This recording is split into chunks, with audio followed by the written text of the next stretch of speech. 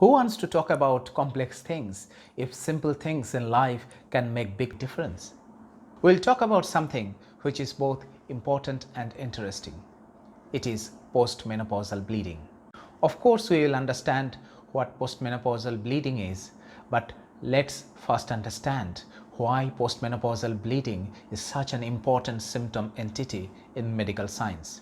When I first went to medical school and then went to England for further training, I found out that a lot of doctors are talking about this particular symptom, postmenopausal bleeding.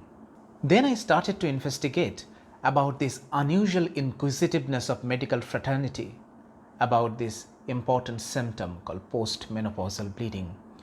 I found out that if postmenopausal bleeding is adequately investigated and treated and managed, it can save an awful lot of lives. Now, when something saves a lot of lives in medicine, it becomes subject of hot discussion and it becomes a priority public health topic. Let's first understand what is menopause. Women menstruate.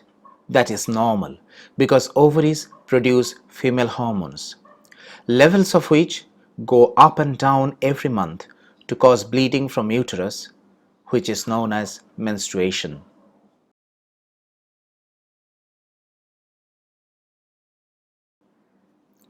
Around 50 years of age, every woman goes through something called menopause.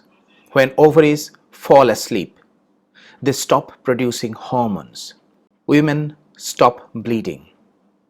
This happens to everyone. In Western world, this menopause is also known as change. The life after menopause is called postmenopausal phase. Any bleeding during that time is called postmenopausal bleeding. For women, having bleeding is not a big deal because they are used to having periods till around 50 years of age. So if she bleeds a little, it goes in their mind that it is perhaps not a big deal at all. However, there is very big difference of reasons of bleeding during usual periods and bleeding after menopause. As after menopause, the ovaries are asleep and we should not experience hormonal ups and downs. We must therefore investigate what is the reason for the bleeding.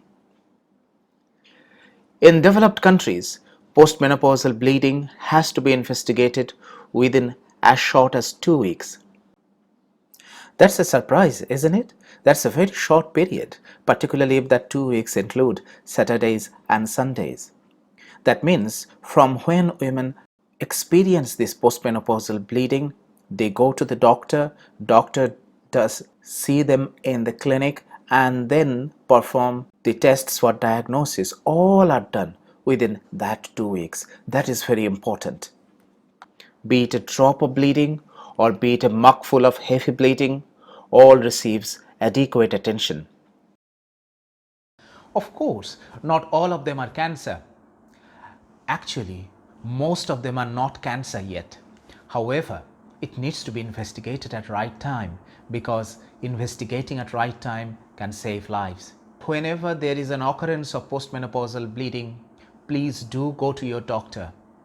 Be it a small bleeding or be it a big bleeding, be it with pain or without pain, please do report. Today we are not going into the details of the causes of postmenopausal bleeding. Otherwise, it will become a very lengthy video because there are lots of reasons of postmenopausal bleeding. Hopefully in near future, we'll have scope to discuss them. And until then, that's all for today. Be safe and enjoy your life.